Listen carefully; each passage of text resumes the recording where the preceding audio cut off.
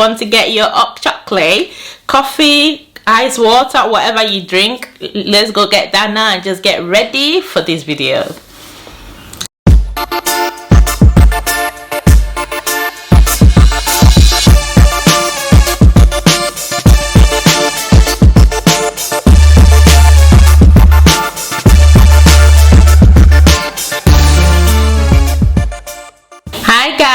Welcome back to my YouTube channel. It's your guy JoQueen, back with another video. So how you guys doing? I hope you guys are doing great. If you're new on my channel, thank you so much for clicking on this video. If you haven't subscribed to my channel, please do subscribe now. And if you're a returning subscribers, thank you so much. I really appreciate you guys. I hope you guys are doing great. So you know, on this channel we talk about everything: lifestyle, home, family, tips, everything in between. So basically it's going to be on a financial sector, like how to save for a mortgage or house deposit, or you know, whatever thing you want to do or whatever you want to achieve, so how to save for it. A bit disclaimer, like I said, I don't have a degree in finance or anything, or you know, it's just something that has helped me and worked for me for us to be able to achieve our house and everything. So I'm just looking to share that with you guys. So if you, as I said from the title, this is gonna be 7 tips of how to save quickly for a house deposit, or you can relate it to any kind of saving that you want to do in your life.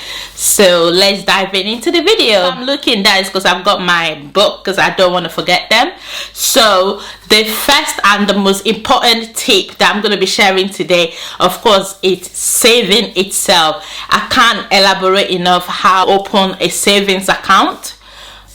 Open a savings account if you're working, which I'm assuming. So if you're looking to buy a house, is if you're working. So as soon as you get paid, I would say create a standing order. For the people that doesn't know what standing orders are, is the money that automatically comes out from your account which you already set up. So it come out from your current account into your savings account that you've created. So if you do that every month, you don't even have to you know, you don't have to like manually transfer it. You just, that money will just go out from the current account. And again, if you can put in a certain amount, so maybe like £200 every month, like just according to your capacity. And if of course, you know, like maybe in certain month you earn more than what you normally earn, and you feel like you can save more than £200 as an example, then you can manually transfer that money into the savings account, so it doesn't ruin the standing order that you already created.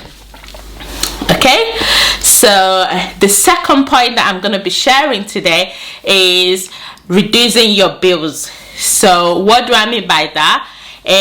People that already moved out, that's living by themselves, maybe they're renting, they will already know what I mean by bills, like maybe your house bills, your electricity, your Sky, whatever bills you pay at home.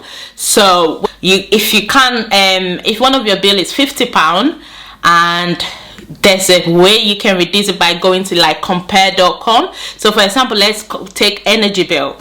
So if you go to comparison website, so you can type in your household and find out which of the vendors or what companies can give you less amount of money that you pay every month. So for example, when we moved to this house, I was using First Utility, and then we did a compare.com on our energy, and then we were able to save more in my area with EDF energy. So that was what I did. So that's kind of another way of reducing your bills.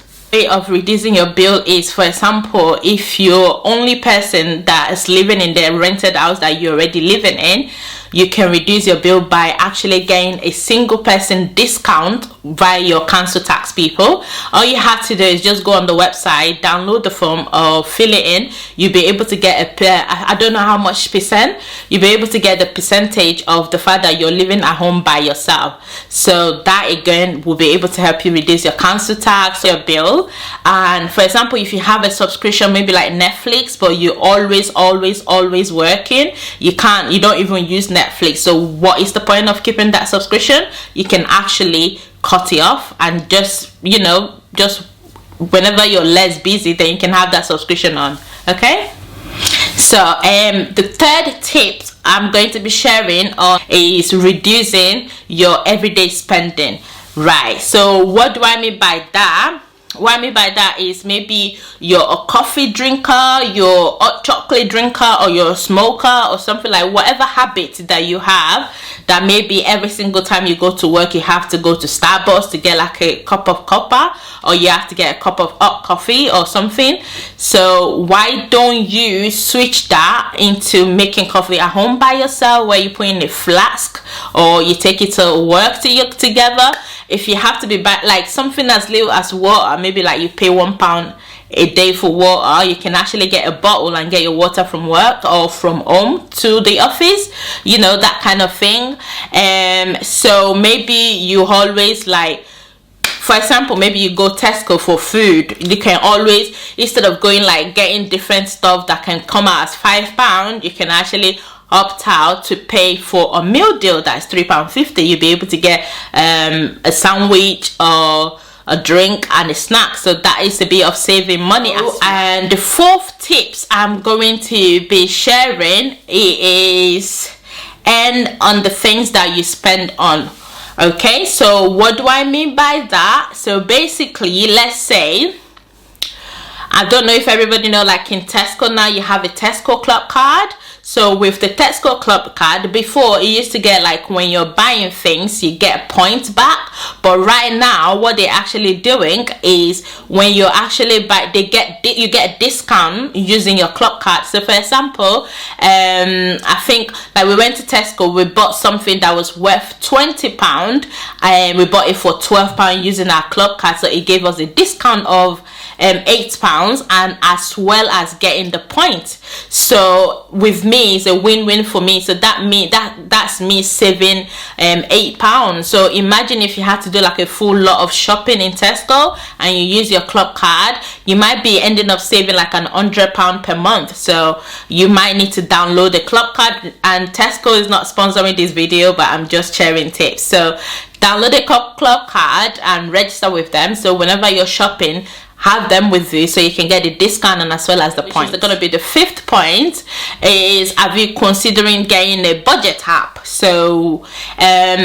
what I mean by budgeting app is, if you, I don't know if you bank, like, so but for example I'm banking with NatWest, and with NatWest they have a budgeting app where you it will help you to kind of keep you on toes of how much you're spending. So if you've already put it in, calculate your household, how much you have to pay for every month, so when you're going above your budget, the app will kind of like notify you that you're going above your budget. Like, it's kind of like your mom like telling you, yo, you're spending too much and stuff like that. So budgeting app is really said. It's not just NatWest that does it, like Monzo as well is in the app. So you can, it's basically they help you to round up like your monthly spending, and whatever differences you have they can transfer into your current account or your savings account. So budgeting app is really good. I know someone that actually uses spreadsheet, so the person will like actually open a spreadsheet and basically had all their spending for the month, like the car insurance, home, like rent and everything, put it in their spreadsheet, and whatever is left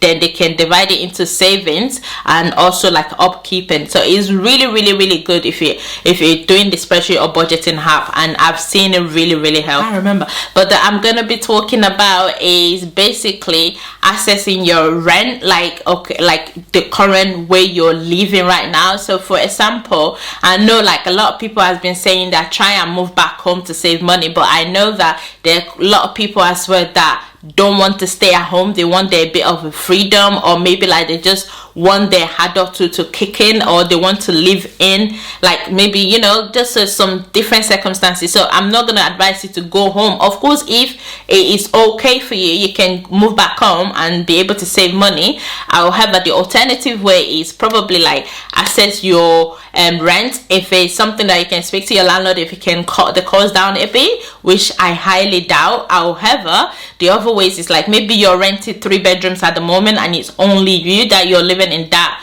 like, you know, living in that house. So why don't you do like a room share? So for example, I know people that rented their spare room out to student, of course, like, you know, you have to make sure that these people are good and like God-fearing and legitimate people. So so yeah, they rent out their room for students, and then they pay money. They earn like about £300 a month, so they can even earn the actual rent money by doing the room share or rent one of their room out. So that is really, really helpful. Or another way is if you someone that doesn't mind room sharing yourself, so instead of you renting the whole house and having a responsibility of the bills of like electricity, like energy, you know, everything that the house come with, why don't you do a room share while you rent a room?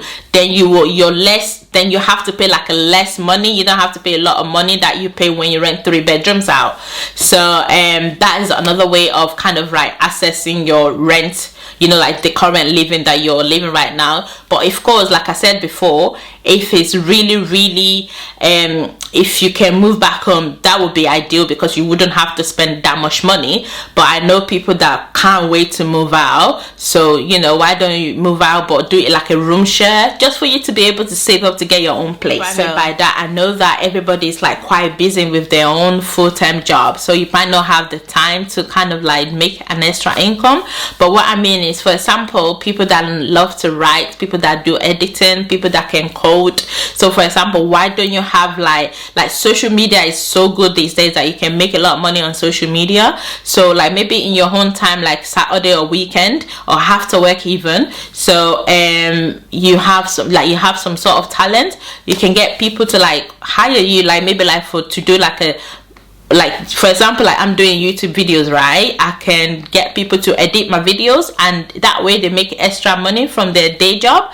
So and I also know people that write, and they write for people, photographers that have their own businesses apart from their own day job and stuff like that. So you can make extra money. Or apart from even that, you can make extra money. Like I sell hair, yeah, like I have a hair company on Instagram, so that's another extra income right there. And people that know how to do hair, so you can make extra income. There's so much talent that you wouldn't even know that you have, that you can do. I know during lockdown, a lot of people have come out of their own shells and try and make money that way. So do not let your talent waste. So kind of deep down within yourself, I find out what you can do to make extra money, and get on that, and before you know it, you're making like around £500 a month. You know, of course, and it's also depending on you, whatever you want. You don't have to be overwhelmed with it.